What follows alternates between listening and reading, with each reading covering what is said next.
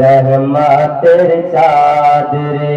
কবি বলছেন শুনুন, আমার হুজুর ফুজল পিয়া সবার নয়ন মনি। আমার হুজুর ফুজল পিয়া সবার নয়ন মনি। সকলের খেয়াল রাখেন তিনি, দয়ার সিন্ধু আল্লাহর বন্ধু কামিল ওলি তিনি। দয়ার সিন্ধু আল্লাহর বন্ধু কামিল ওলি তিনি। মালিক মরিয়ামন পরশ মনি মনি।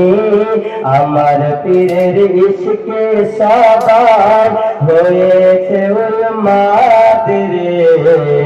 আমার পীর বস গে পিয়া রহমতের চাঁদ রে।